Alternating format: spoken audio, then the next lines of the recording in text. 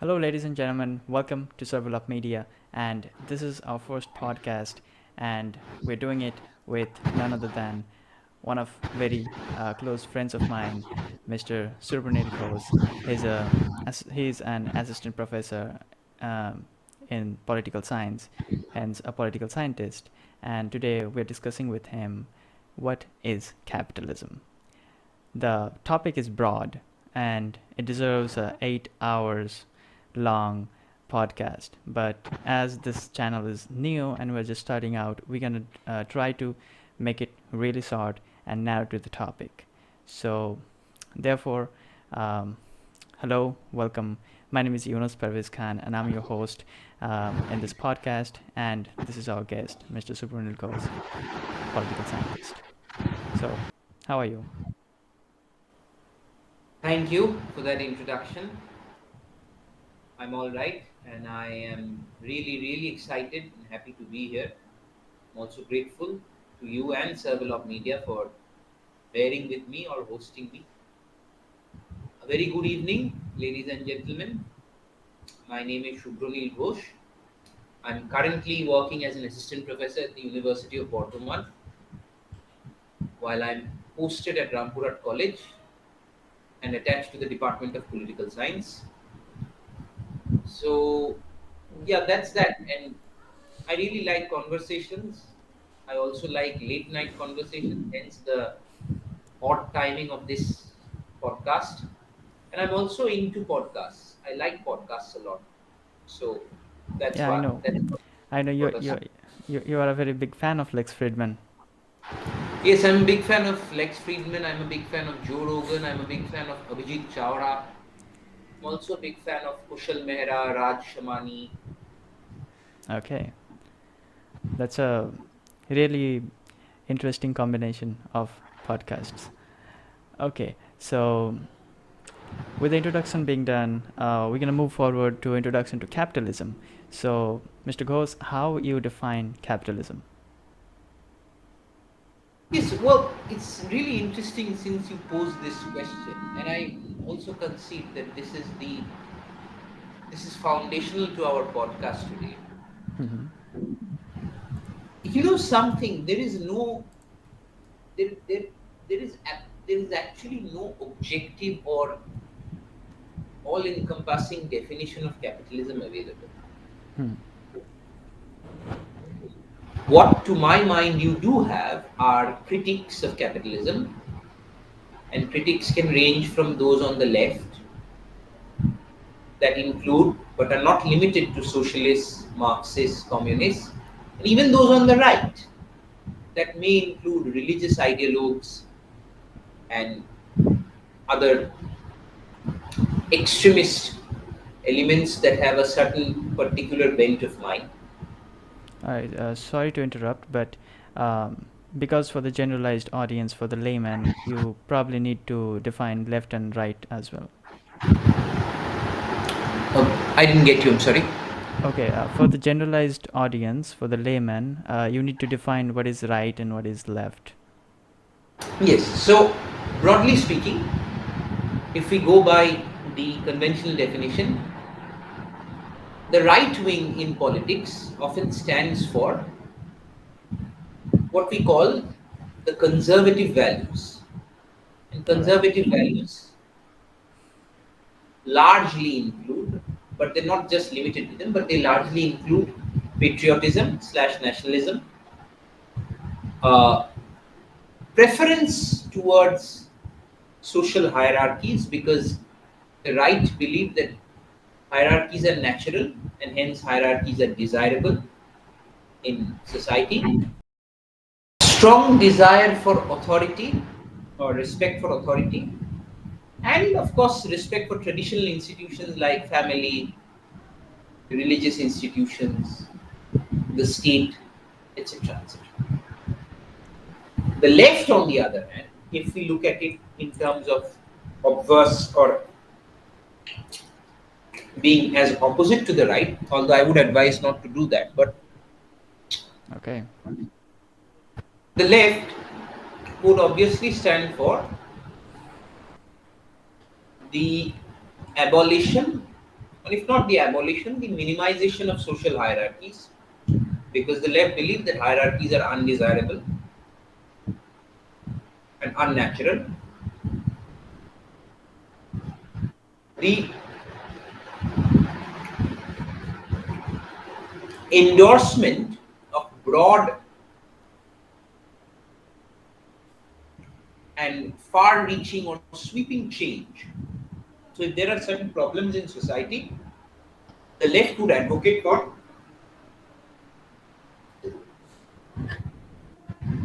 quick change, or what we in terms of political science call radical change. The left would always believe that radical, violent change, and that can also be a revolution, Mm-hmm. often leads to better outcomes. The left does not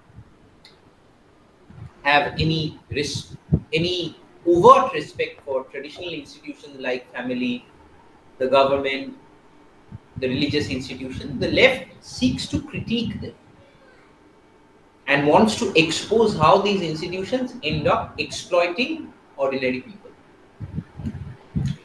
So this is basically the difference between the right and the left. Okay, so um, in short context, I can say that left are basically revolutionary and liberal, and right wing is basically conservative of systems, conservative of probably religious sentiments as well, and conservative of state. Yeah, well, one of the things is that when we use the word liberal with the left, with the Mm-hmm. revolutionary left, becomes it just adds that bit of complexity to it even further.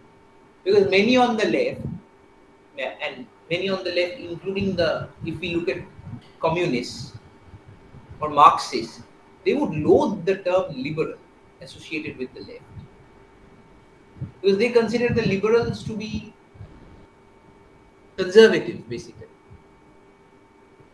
For the Liberals to be Marxists, conservative. Okay. for the communists, the liberals are conservative because liberalism to them does not go far enough in terms of facilitating or initiating social change. Because even liberals at best can conceptualize a humane but still a hierarchy driven society. A humane society but a hierarchy driven one. That is something that communists or parts of the left see, completely do not sit with. So for them, even liberals are part of the conservative camp. Hmm. So there's a However, distinction. Yeah, there's a distinction between liberal and a left. yes, however, in today's day and age, we are slowly placing them together. The liberal Okay. left. So is it a narrative or is it something that's happening? That's a very good question. I don't know whether that's completely a narrative or whether that's just happening on ground. Okay. So one of the examples of this is there was a point of time during the 20th century that communist parties around the world were uneasy or reluctant about embracing homosexuality or lesbianism. Mm-hmm. Communist parties. They were uneasy about it. Hmm. And they were also very uneasy about approaching women's rights. Okay. I would not say they were anti, but they were uneasy. They were reluctant. Mm-hmm. Today, if you look at communist parties, they position themselves. It's their narrative, of course. What they will do on the ground once they're in power, that's a different story altogether. But they position themselves in terms of narrative building as that they stand up for homosexuals, for lesbians, for women. Hmm. So that aspect of social liberalism has to a degree permeated into the left wing circles, at least at the level of narrative building. Okay. So back to the introduction of capitalism. So, As I was saying, there are critics of capitalism, Mm-hmm. just the left, and there are votaries of capitalism, like the right. Okay. The supporters of capitalism. Yes. But can you ever conceptualize, or I often ask this question to myself, can we ever conceptualize that there is a definition to capitalism? So there isn't that you're suggesting. I'm just posing that question. That's a question of how capitalism started, probably. So is it, in very layman terms, is capitalism merely a drive for profit? Again, I guess that depends on how it started and who started it. So these contingencies, these dependencies matter, no? Yep. And as these dependencies change throughout history, we have to come up with newer and newer approaches to defining capitalism. There is no one definition to capitalism, perhaps. Okay, so probably Perhaps there every. is Mhm. one, I think there can be a consensus on one thing, that we can make the case, or we can make the argument that capitalism is an economic system that prioritizes free markets. Mhm. But even that does not capture the entire essence of capitalism.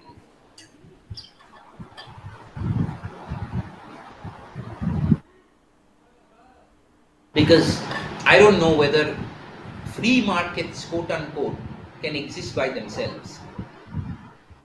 Can free markets come into being freely? Can free markets exist freely? Or do free markets require the state to perform certain roles? I personally do think that yeah, some authority has to play some roles in order to keep the free market free. And then we are again, but we come back to the question: what do we mean? What is the parameter of this freedom of the free market?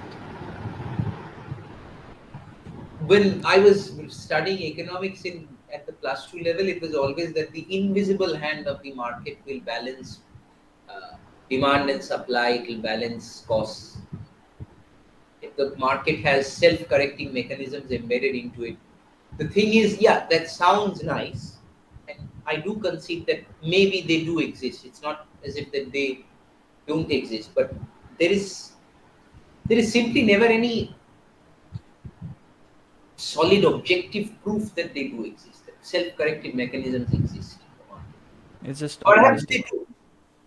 Perhaps they do. I'm not discounting that, and I do think that to an extent it does. This is one Mm-hmm. of the reasons I think that states should be very careful when they formulate policies about regulating markets or industries. States have to be very careful about it. But then, if the state has to be careful, at the very least, the state has to know what it's dealing with. To my mind, the market or the free market is a very fungible term. That's why it becomes difficult. So now, I, a bunch of these jumbled up thoughts and questions, we are again back. So, what is capitalism? Yeah. What is capitalism? Oh, why don't you start how you personally define it? So, I personally define capitalism as an economic system Mm-hmm. by which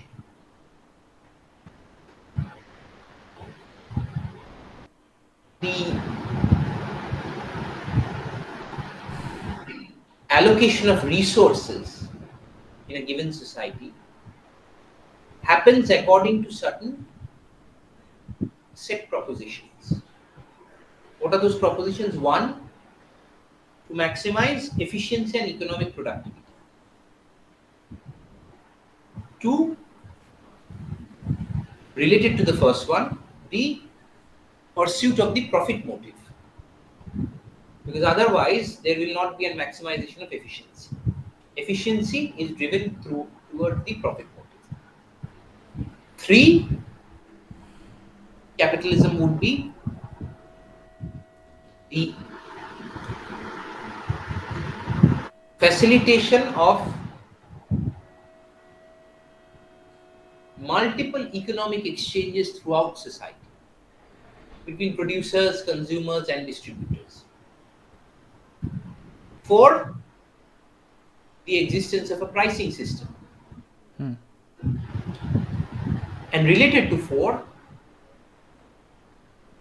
ensuring a degree of economic cooperation so that the aforementioned points or the constructs do not collapse.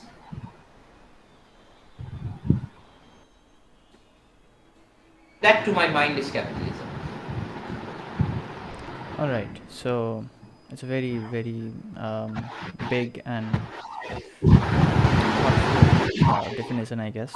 So if I ask you how you got to that definition, so by asking that, I'm asking you uh, what other philosophers or mainly early philosophers have defined, how they defined capitalism.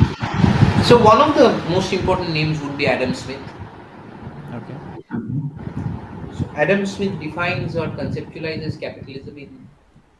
So, for Adam Smith, capitalism was a response or a reaction to mercantilism.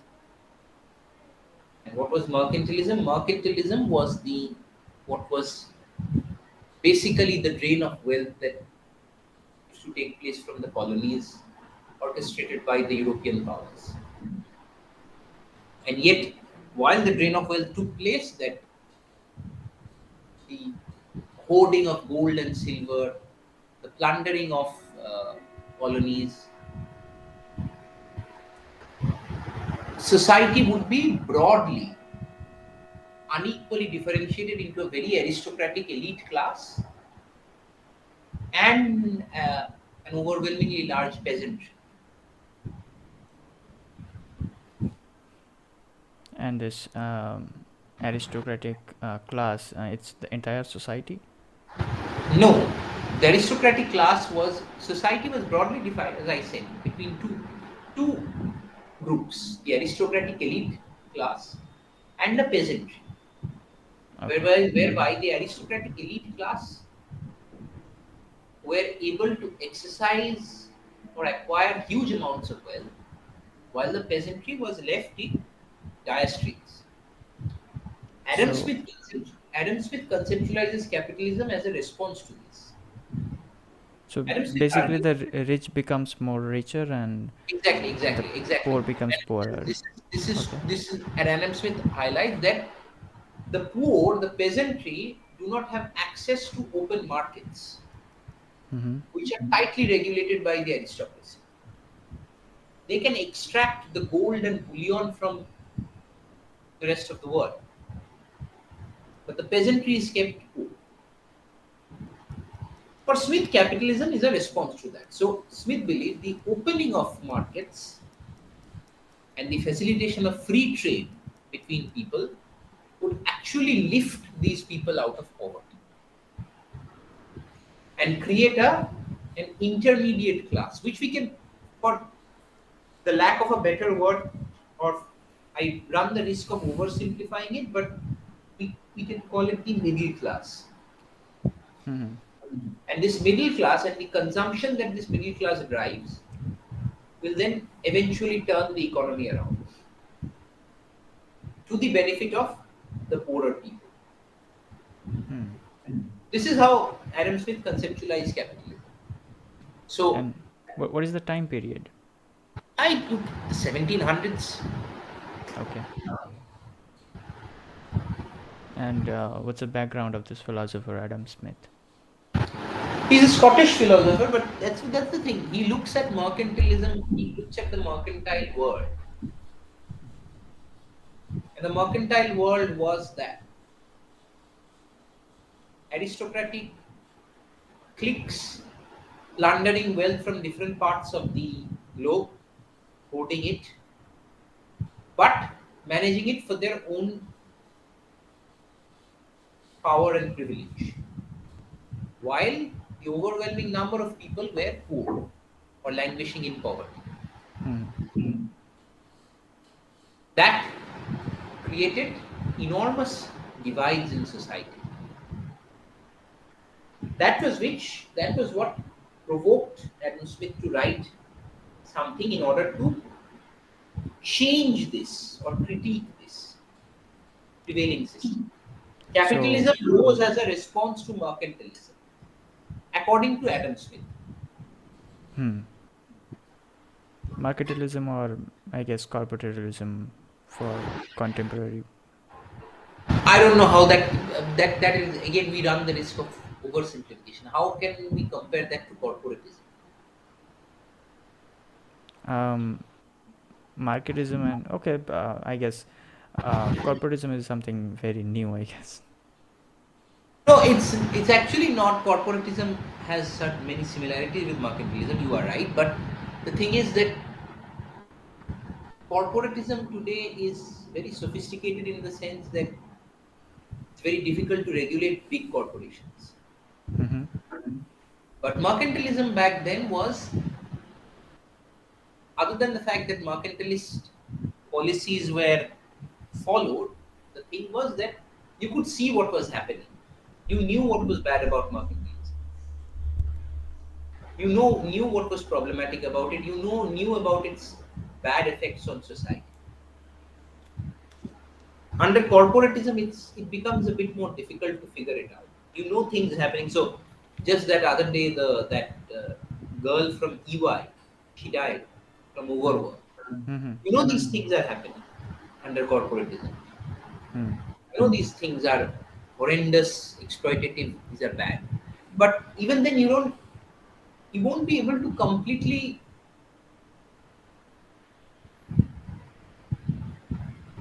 jet, junk the system because corporatist firms tend to employ so many people. If you attempt to do anything to them down the line, it's the people hired at those firms who will also be affected. Hmm. It's a difficult proposition with corporatism. During mercantilist terms, you could just junk a mercantilist firm or a mercantilist group, or you could just junk mercantilist policies. But now it's become much more difficult. So, to Adam Smith, capitalism is mismanagement of opportunities. I will put it as it. Um, and by saying that, I mean the poorer, um, by default, who are poor, they do not get the opportunity of whatever No, capitalism so promises. yeah, so capitalism is the management of opportunity, not the mismanagement. How? So Adam Smith argues capitalism is a response to mercantilism. Mercantilism is a mismanagement of opportunity. All right. So he wants to transform marketalism to capitalism. Capitalism, yes. All right. Okay. Gotcha. So, what about any other philosophers who supported capitalism? You have the philosophers of late 20th century America, like Milton Friedman, Mm-hmm. like Friedrich Hayek. And what are the arguments?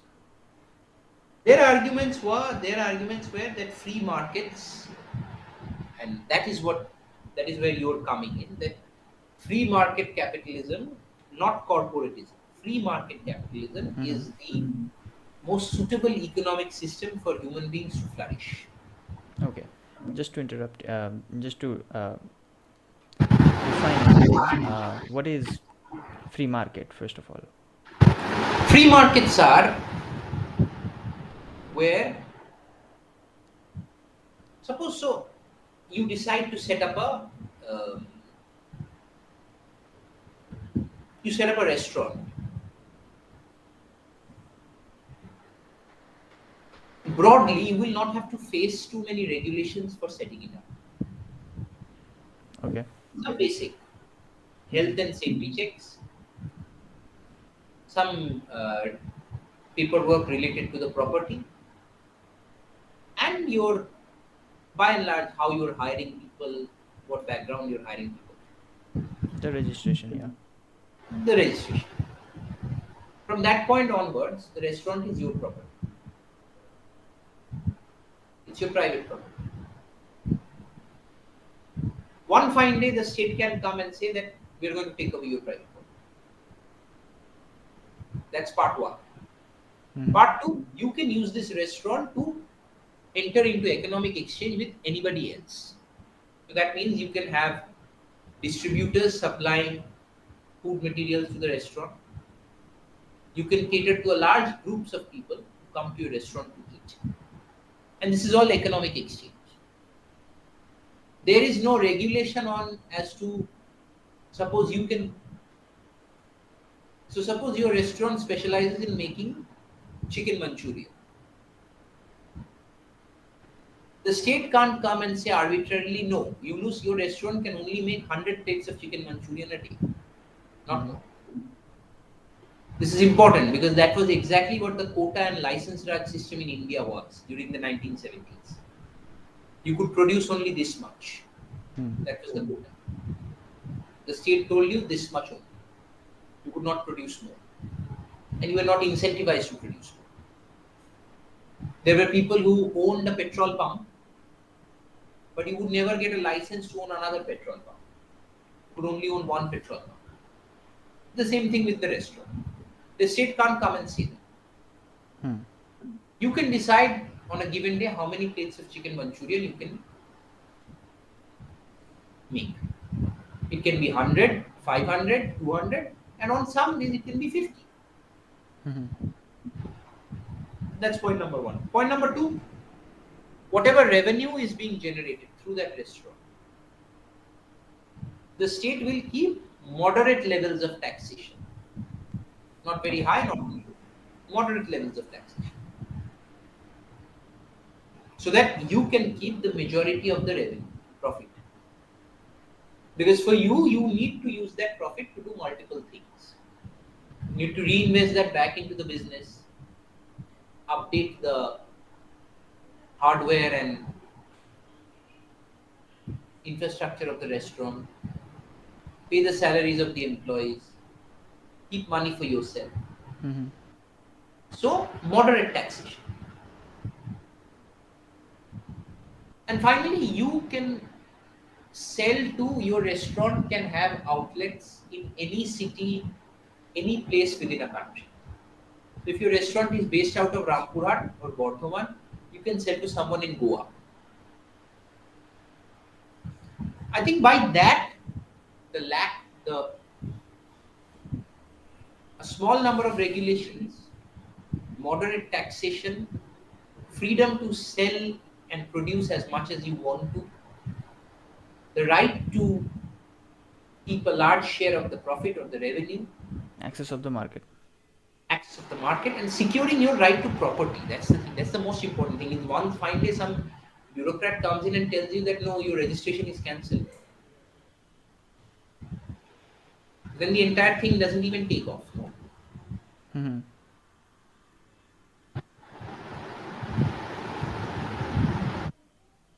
So it is basically access to market, administrative freedom, and moderate I taxation. think you're getting it the other way. I think it's the first thing is Administrative freedom. the protection of the right to property, Mm-hmm. the the broad abolition of or simplification of administrative rules and regulations, simplification, Mm-hmm. rationalization, so that you don't have too many arbitrary rules. You have a Easy few, to start. Easy to start. yeah, you have a few set rules. That's it. Mm-hmm. Then comes your access to market, Then comes the access to market. and then you can have then you Moderate taxation as well.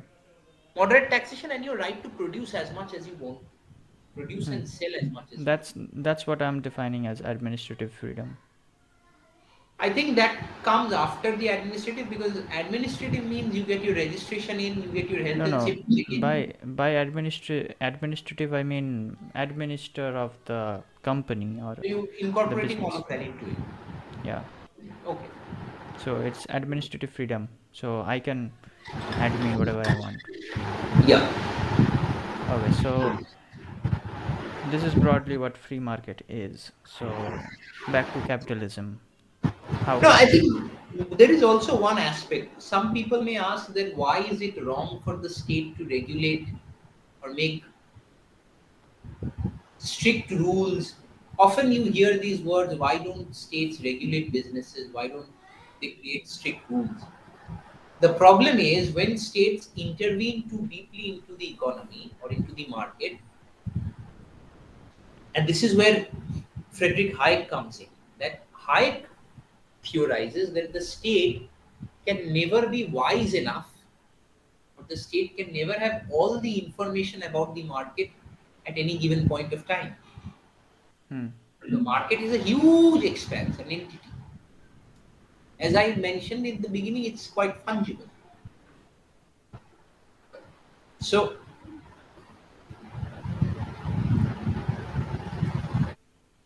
if the market, suppose the state is interfering into the market for potatoes Hmm. and wants to control prices.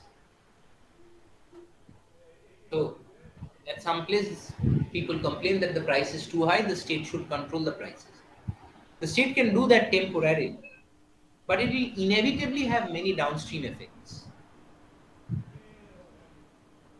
The first thing Like? that will happen is that there will be a shortage of potatoes. Hmm. And a shortage of potatoes will affect restaurants, bars, households, everything. And it will also increase the demand. It will artificially increase the demand. Hmm. So this is what happens when states tend to regulate or interfere into the market. So it just Because becomes really complicated just because it becomes too complicated for the state to process. negotiate or navigate out of it. Hmm. And before that, it cannot process at all. Exactly. Hmm. That is one of the reasons why free markets are important. And that's why most of the world adopted free markets. Exactly. Okay, Plus the fact so that the adoption of free markets resulted in a decrease in poverty as well, in a reduction in poverty it's globally. statistical. It's statistical political science. It's statistical political economy. Hmm. Okay, so back to again the supports of capitalism. So the supporters of capitalism argue that it's a it's a economic model of free market, or it's a economic framework of free market. Yes, broadly. Okay, broadly. And the critics of capitalism, what do? There are many. No, I mean, what's the broad argument of theirs? Broad argument that capitalism results in the kind of inequalities that make society very volatile. Mm-hmm. Volatile as in what critics argue is that argue often can we do this bilingually? Am I allowed to use Bengali? Yeah, of course, of course. So suppose আমি যদি রোজ একজন লোকের সামনে দাঁড়িয়ে লুচি মাংস খাই, লোকটা হয়তো তিন বেলা খেতে পায় না, একটা টাইম হবে লোকটা আমাকে ছুরি মারবে। There will be a point of time that happens. Under capitalism, inequalities grow to such an extent, and this is very much true, this is largely true. Capitalism, inequalities grow to such an extent that society becomes volatile. Hmm. Society becomes, exploitation becomes very naturalized and rampant. A class struggle begins. Now, when we talk about, when we bring in the doctrine of class struggle and Marx, it will become very complicated. Marx had very sophisticated critiques of capitalism. Hmm. But to be broad, for an opening discussion to be brought, capitalism creates enormous inequalities. And and here the critics and the supporters are often at loggerheads is when capitalism creates inequalities, those who lose out don't necessarily climb out of that position so easily. So if you imagine this as a snakes and ladders game, Hmm. the ladders don't tend to take you too high. But if you fall into the snake pit, the snakes will take you completely down. Hmm. That's basically what capitalism is, according to critics. According to the critics. Okay. So for the critics, it's um, again, I would say mismanage of opportunities, and it just creates a class division. Rich becomes more richer and poor becomes poorer, and then there's a societal insecurity between those two classes, and it can result into violence and probably other things, other problematic discourse. And for the supporters, it's the framework for free market, and free market is a way. Uh, It's a net benevolent force. Free markets help in reducing poverty. yeah, it reduces poverty. So the supporters of capitalism says that free market, therefore capitalism reduces poverty, and the critics of capitalism says that no, the poor becomes poorer and the rich becomes richer, and prob- Capitalism creates enormous inequalities that tend to negate or offset the gains. So the gains that capitalism created, that the poor will climb out of poverty. The problem with capitalism is that inequalities become so high, even while as the snake and ladder game, the ladders don't tend to take you high up, Mhm. that high. But the snakes can take you absolutely right down. Mhm.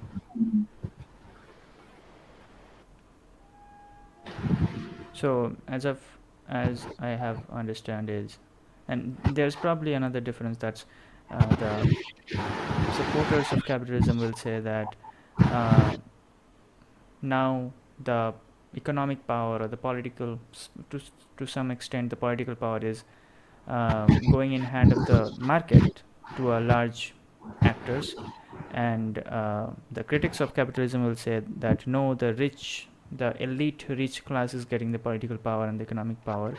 So it's also a power struggle between the the left and probably the elite class.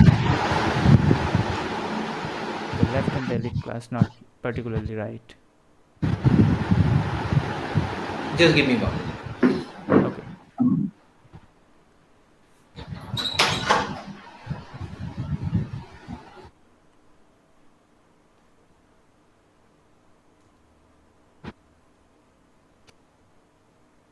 Yeah, I don't think as so. I don't think it's the left per se. It's the elite class. Yes, you are right. I think it's the elites and the non-elites. Those Elites who and feel non-elites. Okay. left out, feel No, wrong. no. I mean, when it's not capitalism, who have the power? Who have the, like, not in a political structure, but in reality, in society, in on ground, who has the power? Who has most of the power? No one can pinpoint that. Broadly, I would say some leftists, because that's if capitalism is not there, definitely some left ideology is incorporating the states. Therefore, the left has the power. Well, I would disagree with you. So look at Okay. Afghanistan. Capitalism is not there, Hmm. Okay. but it's not a left ideology, is there? So it's something else. Okay. That's not a left ideology. So it's a power grabbing class then. If you look at, I don't know, Bhutan. Bhutan is not a capitalistic Hmm. state. Bhutan is But it's a monarch, right? that's the political system. The monarchy is the political system. I'm talking about the Hmm. economic system. Okay, the economic power. Who has the economic power? So the economic power tends, the Bhutan is broadly a tourism driven economy. Mm-hmm. Of course. Bhutan, Bhutan does not have big companies or medium sized or small companies like it has a few. And So those are capital, related to tours and travels. yeah, tourism travel. So even in Bhutan, you don't see left ideas in that sense. Okay. It's anarchist, as you say. Hmm. So to clarify my point again, if it's not capitalism, it's not necessarily left bias, but can I say then Yes. it's a power grabbing class, whatever it is, but it's a power But grabbing class. look at it from this side as well. I'm sorry to interrupt. That Yep. where there are left ideas, some left ideas, Mm-hmm. like Cuba or Vietnam, there is a considerable degree of capitalism. Yes, Hmm. granted, it's because globally free markets have been accepted. Hmm. Markets, free markets have been the way to go after the 1990s. But still, left ideas do exist. Yep. So my point is that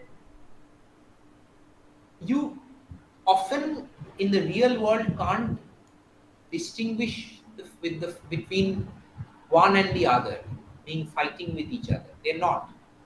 They're often not. You might find them placed together.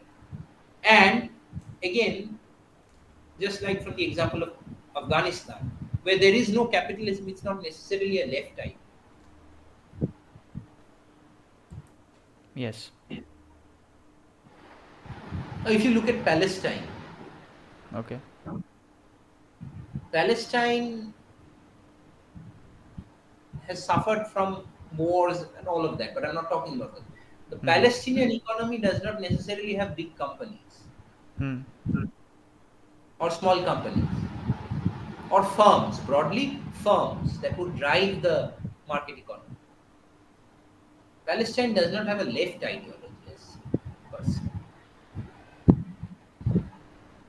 It does not. Exclusively, Okay. not a But left. okay. I'm not sure about it, but I will put it that both the examples that you take, Afghanistan and Palestine, both are run by some terrorist organizations, and they're Hamas, yes. yes, Hamas and Taliban. So um, the system that they put out there is similar to left ideologies. Why is that? Left ideologies believe in the, as I said, the left at the beginning of the podcast, that the left stands for the abolition of social hierarchy, right? Mm-hmm. What you have there is a very strong, very orthodox religious clergy coupled with the threat of violence that controls society very tightly. Hmm. That's not left. Okay, and the distribution of wealth. Point number one, there is very little wealth to go around in the first place in Mm-hmm. Afghanistan and Pakistan. No, no, I mean in left ideologies, what is the distribution of wealth? Many things, many would talk about equitable distribution of wealth. Mm-hmm. Many would, Marxists wouldn't talk about wealth per se, Marxists talk about the forces of production, Hmm. the forces that create wealth. And Marxists talk that these forces of production need to be equitably distributed. So, Under capitalism, Marxists, but what are the forces of production? Land, labor, mm-hmm. technology, these things.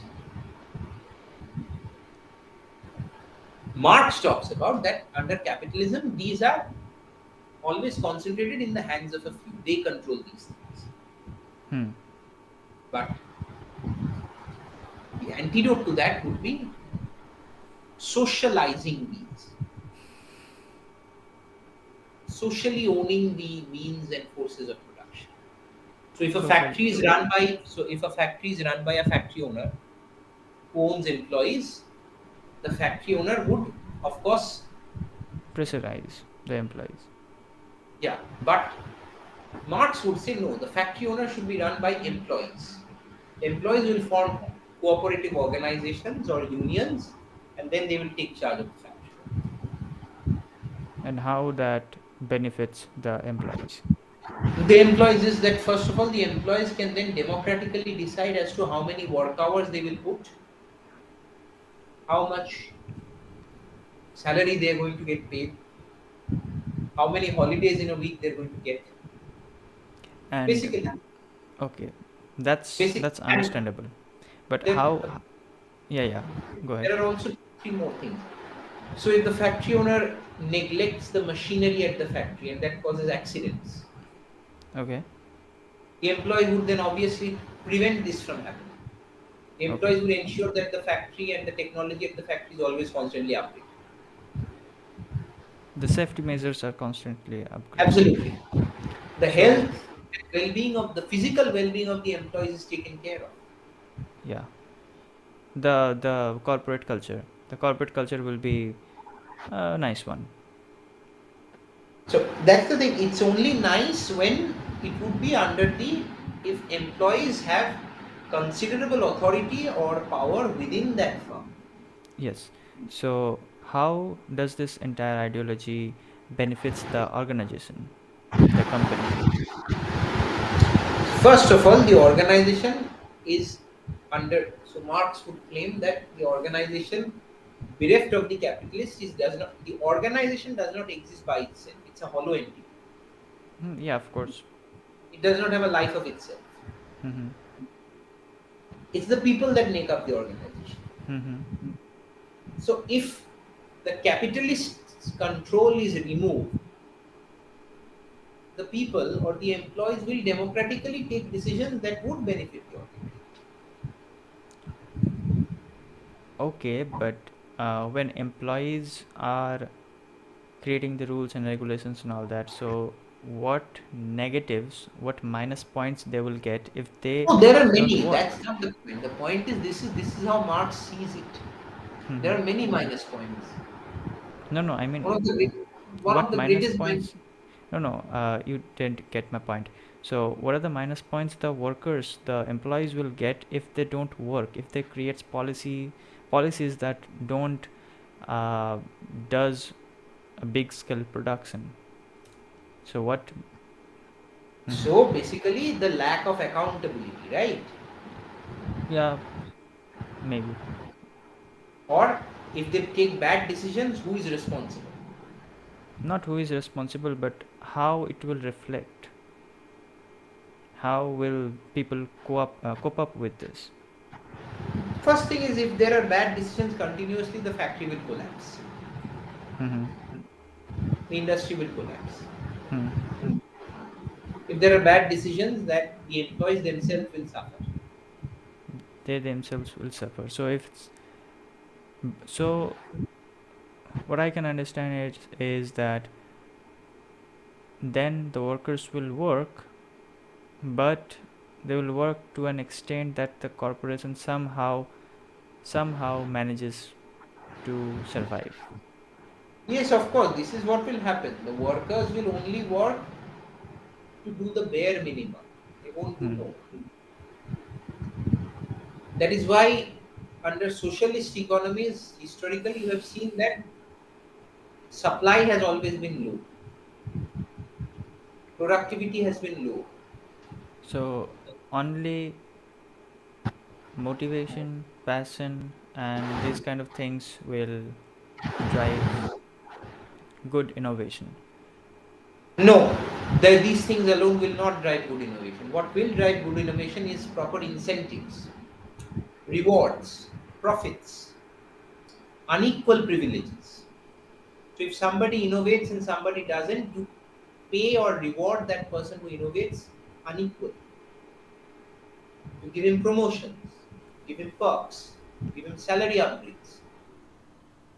That is what Motivation and passion are empty words unless and until they're coupled with these policies. If you Okay, don't so incentivize, if you don't incentivize a person to innovate by offering him adequate rewards or compensation, that person will not innovate through motivation and passion alone. He mhm. can't or she can't. All right. So this was the left ideology, in a broad sense. In a broad sense, yes. Yeah. This is also the Marxist one. Now, the left also has its shades, but that's for another day. Okay, so we have we don't have a clear definition of capitalism. That's what the conclusion we get from this discussion. And we do have some beliefs about capitalism and some critics, some supports, and they argue. And one of the argue that overlaps between the critics and the supporters is that um, capitalism decreases the poverty, and the critics says that no, the poor gets more poorer. So this is what the broad sense we get from this discussion. So now I will ask you, what is the what are the contemporary applications of capitalism, and also the opposite. And also, Also the opposite. So what are some examples of capitalism? do you think, are you asking that in terms of country or Yes, in terms of country, or so in the terms United of States? So the United States of America. United States Whenever of we talk America. about Okay. so The, whenever we talk about capitalism, the first country that comes to mind is the USA. US. Okay. Any other Al- examples? A very good example would be China. Okay. China has Elaborate. pursued China has pursued very strong capitalist policies since the 1980s. Since the 90s, since they opened up their economy. Absolutely. And when they opened up their economy for good. So today you have these apprehensions and anxiety on the part of many countries that China is producing so many goods. It's merely dumping them on the markets of other countries, Hmm. thereby completely destroying the manufacturing sector of those countries. Okay. This is what India is afraid of. This is what Europe is afraid of. This is what The Southeast Asia is afraid of. Yeah.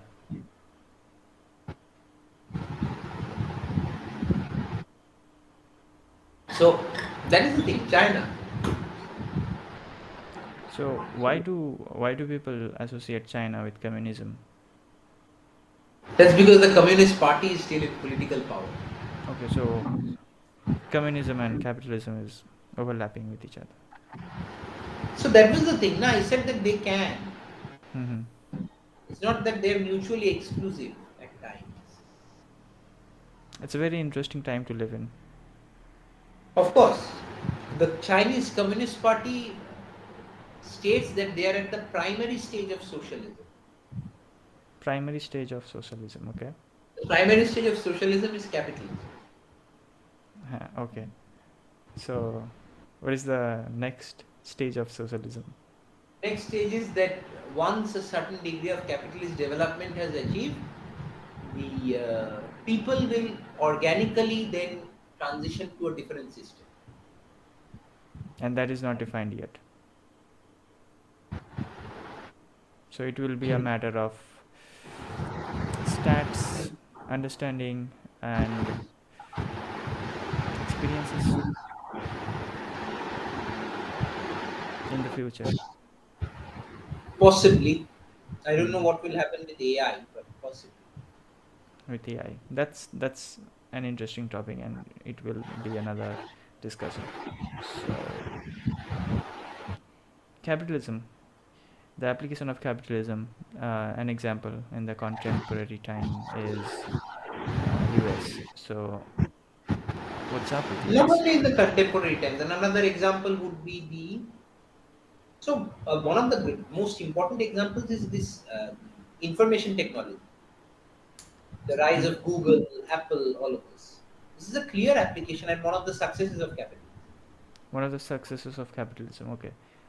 What uh, what are the examples of successes of the opposite, the left ideologies? Well, for starters, left ideologies of the erstwhile Soviet Union or China, even to this day actually, China, Cuba, Vietnam. So the right to health and education. The welfare state. The welfare state is something that is shared by even the capitalist states Okay. in varying degrees. Welfare state exists in varying degrees. Throughout Europe, you have a right to healthcare and education. Hmm. But Europe is very openly capitalist. It's not socialist. Europe is more capitalist, less socialist. Okay. Europe is not. Many would claim that Europe is socialist. That's not true. Europe has many firms. The profit motive is very strong there. It all Hmm. exists. The welfare state exists. The point is, to what extent are the principles of the welfare state followed? So the Soviet Union, China, they tried to follow these very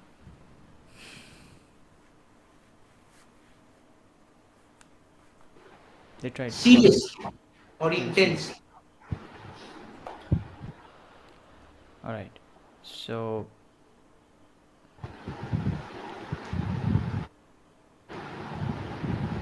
what's happening with US? What's up with US?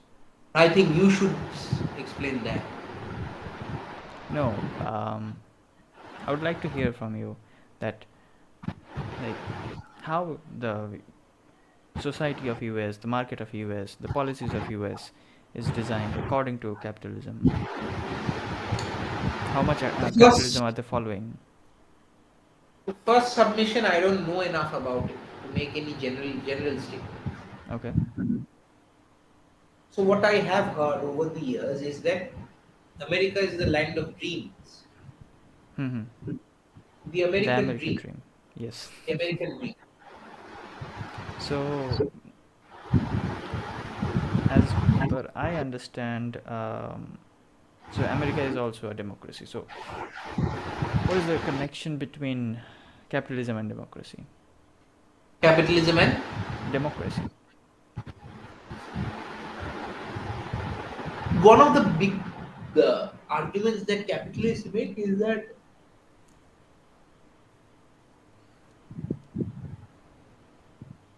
since in the free market you have a right to choose, Hmm. right? It isn't that you have to buy from one shop and one shop alone. You can choose from a variety of shops. You can choose to buy a variety of products. There is no coercion. You're not forced to do so, which is true. Often people complain about the price of Starbucks coffee. Okay. That Starbucks coffee is very expensive, but no one is forcing you to buy it. Mm-hmm. You've heard of Starbucks? Yes, yes, of course. So Starbucks coffee, no one is forcing you to buy it. You complain about it, but no one is forcing you to buy it. And it's the cheapest coffee in the US. That So, so democracy, as in you can choose freely. mm-hmm. That's the relation. That's the broad relation. And the political structure in the economic okay, in the corporate structure, democracy is not performed in capitalism as per the practices these days. No, that is true for that has been true for over 100 years. That within the corporate structure there is no Yeah, yeah. democracy. Not yet, not yet. Democracy is not performed inside corporates, not yet. But the capitalist ideology supports democracy in a political structure. On the other hand, socialism or communism or whatever the left ideology is, uh, in the political structure, They they don't. support they support democracy in the economic structure. Yeah, they support democracy in the corporate structure or the economic market, economic sector, but not in the political structure. Uh, Here the left is confused itself. Oh, okay. So uh, some leftists do support democracy and some don't. Yes, broadly. All right. So, hmm. So now, I guess we can move forward to very last of the podcast, and now I would like to ask you to define different countries and their ideologies or their mixture of ideologies. So, starting with our own country, India. So, what India is actually in terms of Schizophrenia. economic. What? Schizophrenia. I didn't get it. India is schizophrenia. Can you elaborate? India is confused Okay, it's confused between what? between capitalism and socialism. That's why India keeps saying that it's a mixed economy. But then US also says it's mixed economy. Yes, Russia also says it I've is. been lately seeing it that the US also claimed that it's a mixed economy. In fact, Everybody Russia. claims, every country around the world now claims it's a mixed economy. Nobody knows how Yeah, it's mixed. yeah. That's why I asked you that how these countries are mixed. What ideologies are going there? One basic marker is that one of the hallmarks of a mixed economy is that you have a broadly market dominated system, Hmm. but the state also has sufficient powers and wherewithal to regulate it. State can regulate it if it wants to. It's not as if that the state won't come down on it. The state can regulate it.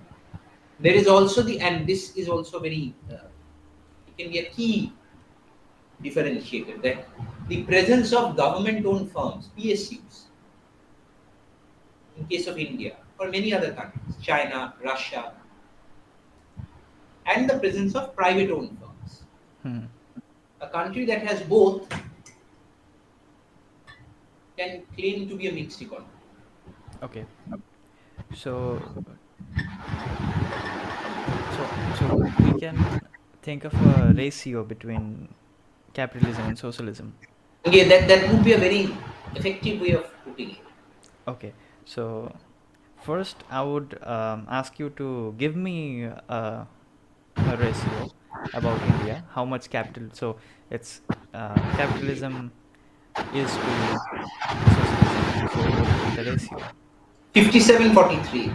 57-43. That's a beautiful number. 57-43. Now you have to elaborate it. Okay. 57 because Oh, yeah. okay. So before you elaborate, I would give you the questions. The number 57. Let's not focus on the number, but more capitalist, less socialist. So, what are the capitalist? Who are the capitalists in India? Who are the people? Who are the parties and who are the politicians who are supporting capitalism? And what are All their? politicians support capitalism in India. The problem is most politicians want to appear that they support socialism. Okay, okay, that's a very brave statement.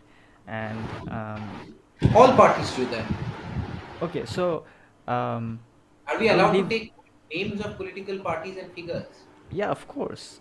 That's what Have podcast is. you heard of Mr. Sharad Pawar? Yeah. Sharad Pawar's property returns say that he owns one ambassador, just Hmm. one car. Okay. Is this some sort of joke? Okay. All politicians are capitalists. All politicians want to be capitalists. If you look at politicians in the state of West Bengal and who have been accused of smuggling cattle and coal across the border, they all want to be capitalists. They just want to appear to support Okay, socialism. so they want to be capitalist for themselves, Absolutely. but in the political ideology, or at least the political ideology that they put up. Uh, so in that sense, who are the supporters of capitalism, and what are the definitions? What are the broad definitions of them? And then who are opposing the capitalism and wants India to be more socialist. So it's basically politicians who wants capitalist systems in India, capitalist policies in India, and politicians who want socialist policies in India.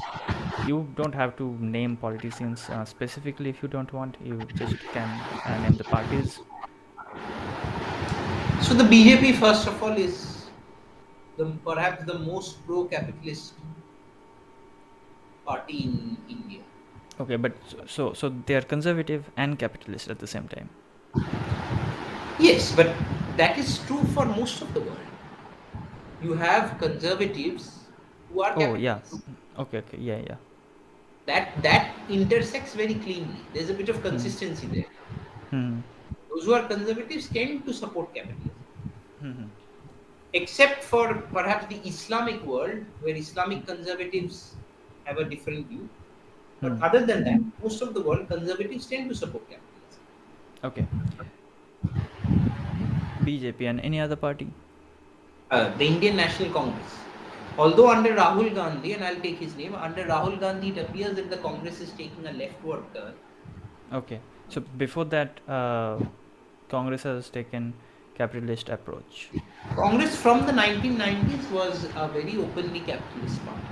under the leadership of Manmohan Singh. Yes, of course. Also under the leadership of one of, in my opinion, perhaps the greatest prime minister that India has seen. That was P.V. Narasimha Rao. Okay. So Narasimha Rao and Vajpayee. then Vajpayee. So These were, both of them were capitalist. Both of them had capitalist approach. they had a broad capitalist approach, yes. Okay. Then comes Manmohan Singh, who was He had an approach to capitalism. There was no. okay, and then Modi took over, and then it's the capitalism continues, but to oppose the government, Rahul Gandhi takes up socialist approach. Okay, so Pretty much.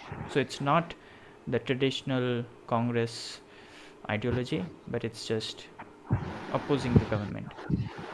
Pretty much. Okay, so this is basically the right versus left in India, in a broad sense. No, the left in India is basically the Communist Party and the The Socialists. Communist Party. Okay, so this is basically the socialist and but then Congress is also turning into a socialist, no? They are turning, but that does not necessarily make them communist. Okay, so they don't count as left, or do they? It's it's complex because you and I from the outside can say, "Arey, ye to left hai, ye left nahi hai," but it's Okay, complex. so Shehzad Poonawala, the very famous spokesperson from BJP, and his brother, who's spokesperson of Congress, I guess Tehseen Tehseen Poonawala. Punawalla. Tehseen Tehseen. Poonawala. Both of them agrees that left ideologies in Congress has increased drastically in the past few years. That is true. Mhm. I'm not denying that, but that does not make them communists. That don't make them communist, but it makes them left. Yes, to a degree, yes. To a substantial degree, yes. Or I can say that Congress is a very mixed political party. So there are different ideologies. So we cannot directly frame that. So the Rahul Gandhi company is socialist. Okay, so this is basically okay. Then we have also communists. Tell me more about communists in India. Do you want to know?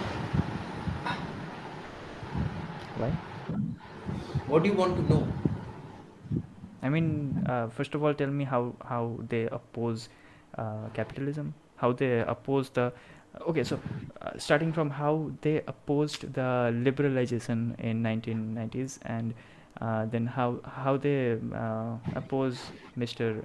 Rao, then how they oppose Mr. Bajpai, how they oppose Manmohan Singh, how they now oppose Modi in terms of capitalism and socialism.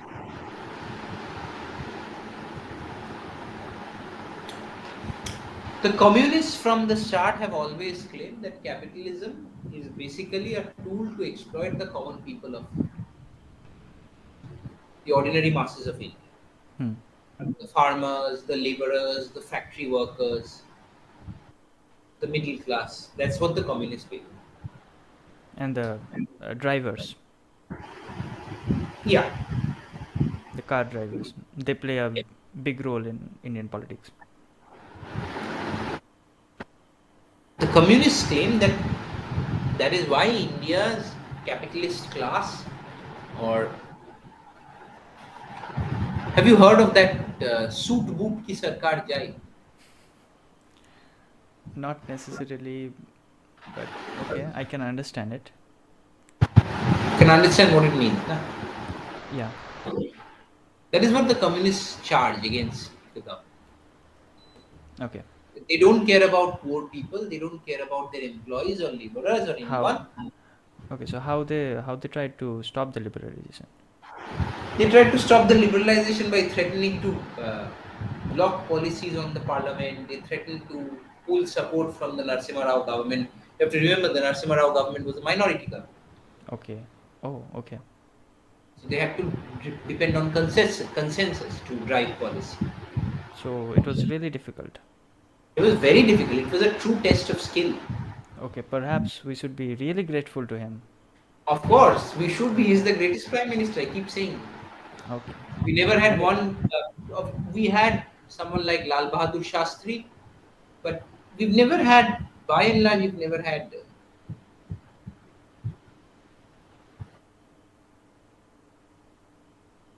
as someone as good as Narasimha Rao after him. okay, so it's very sad that this name is like not discussed much in Indian politics, and And that is because the Congress, internal politics of the Congress was of such that no one other than the Gandhi family could lead it. hmm, So when that Narasimha that's Rao led the it, that's the issue. That's the reason Sazad Punawala left, na? yeah, exactly. Yeah.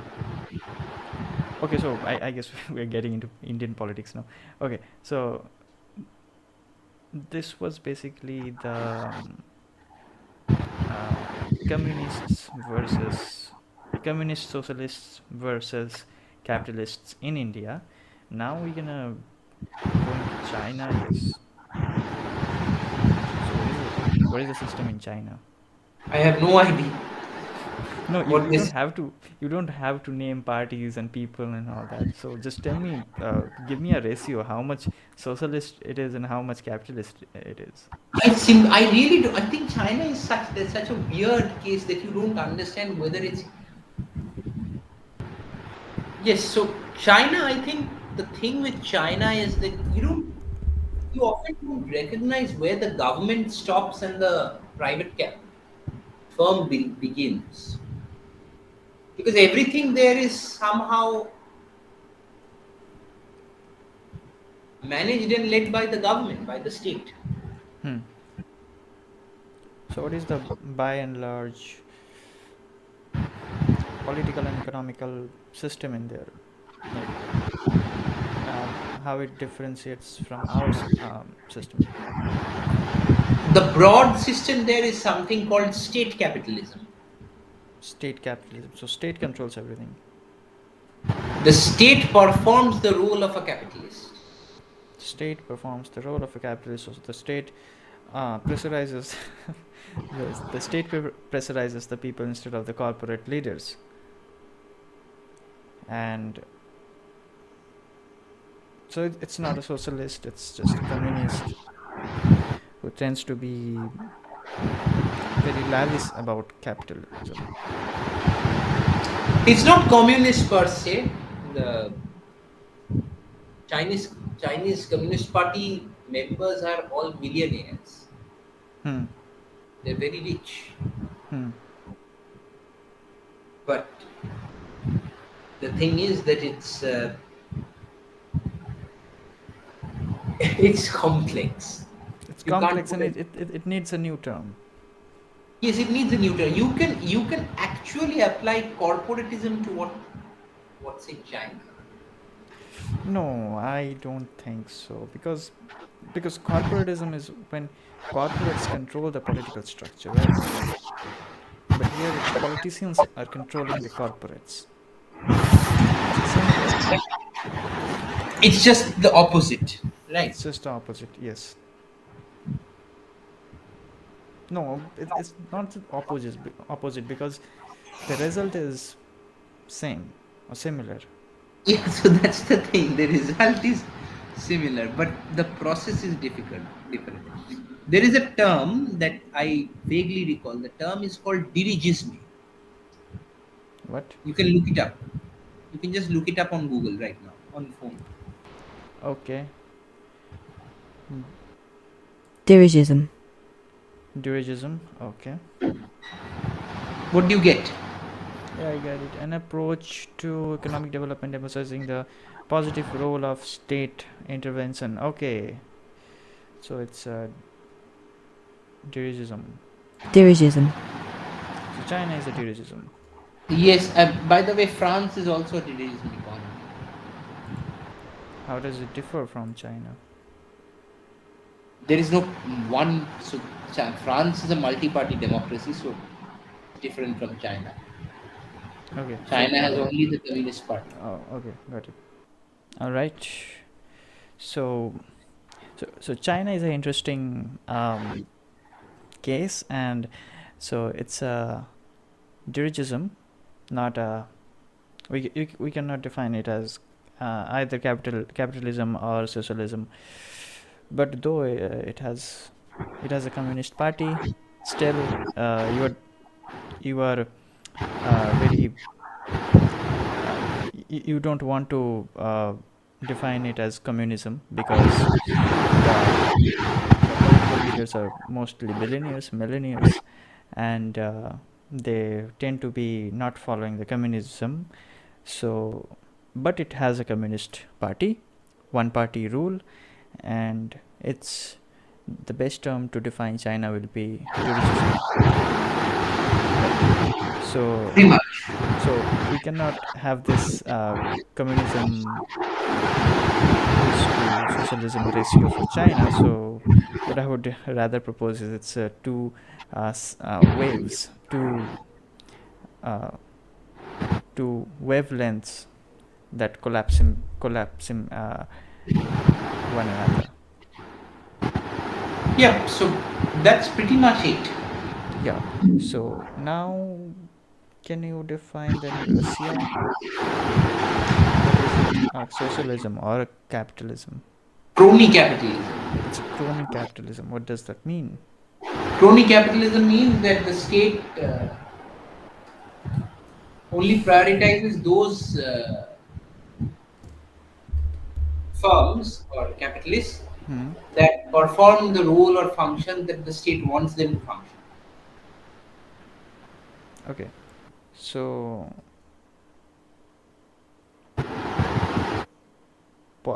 business leaders or economic leaders run by the state. Pretty much, but this time it's not necessarily to run the economy. Crony capitalism is that the politician in power wants to make a lot of money, Okay. asks the business for the money, and in return, the business leader asks for these regulations and all of that. That's it. Okay. What about the ratio? How much? How you would put it?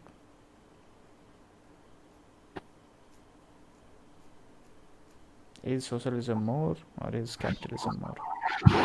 Something around 58-42, 59-41. 59 for capitalism? Yes. Oh my god. 59-41. It's a very big statement, you know. Why is it a big statement? Do you perceive Russia to be socialist? The world perceives. The world does not perceive. There are people who know that Russia has changed from the Soviet Union for a long time. Hmm. So it has changed. So So it's no longer okay, social. uh, what about the Soviet Union and the Soviet Russia? That will be a big one. That can be taken Okay, on so give us the ratio then, at least. for the Soviet Union. Yeah, it's 100% socialism. Oh, almost. It would be 90 socialism, 10 capitalism, or 80 socialism, 20 capitalism. I will take it 90-10, but that's also like 10% capitalism in Soviet Russia. Yes, because you can't abolish. So this is the thing: you can't abolish or prevent people from economically engaging with one another. Yeah. So So today, so remember what happened. So so you paid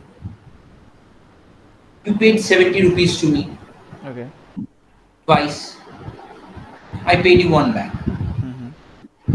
Under no circumstances can you completely abolish this human tendency to economically engage with one another. Hmm. We had a barter system throughout history. Now we have a market system where prices determine value. Gotcha.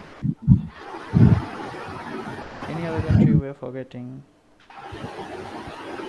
These are the main. These are the big players of. So America would be 60 capitalist and Oh yeah, 40. we forgot the USA. Oh my I God. think it would be 60 capitalist and 40 socialist, or 70 capitalist and 30 socialist.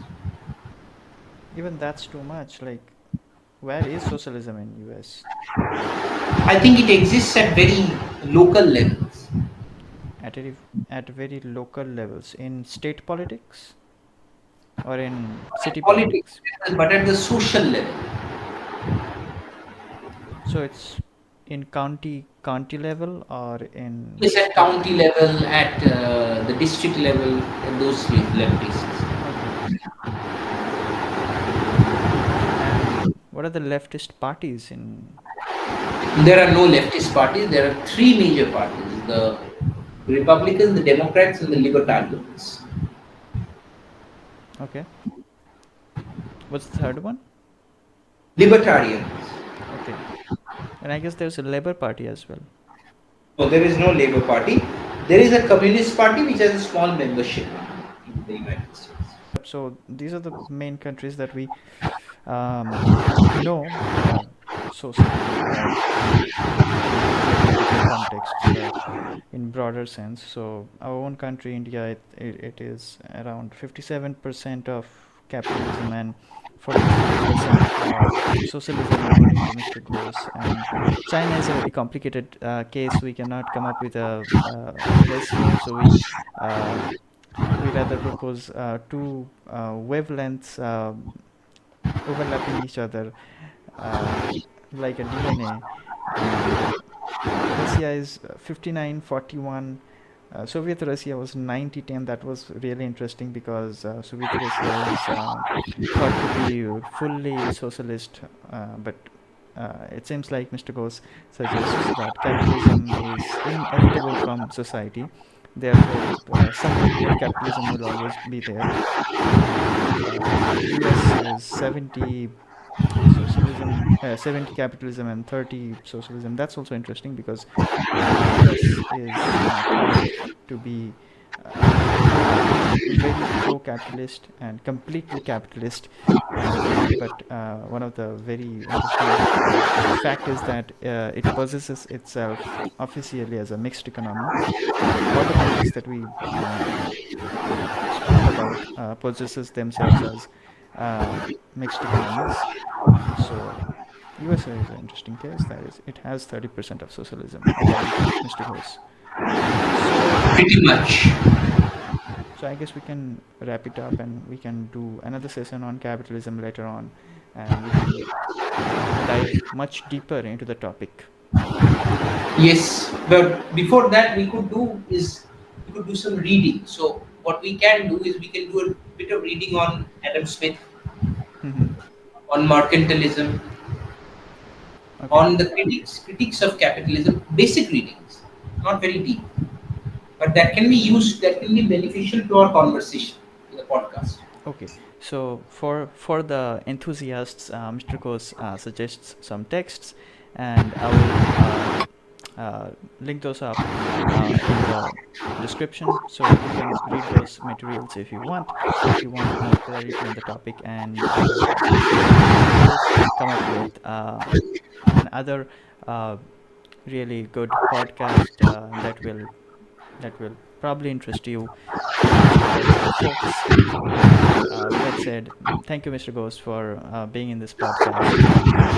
This was our first experience in a podcast. I know there are so many mistakes and here and there, but gradually it will get better, and hopefully we will create great podcasts in the future. So, with that said, thank you. Thank you, everyone, for watching this, and thank you, Mr. Ghost, for being here. Thank you. My sincerest thanks. Pleasure to be here. A very good night to everybody, and thanks for being such a wonderful host. Thank you. All right.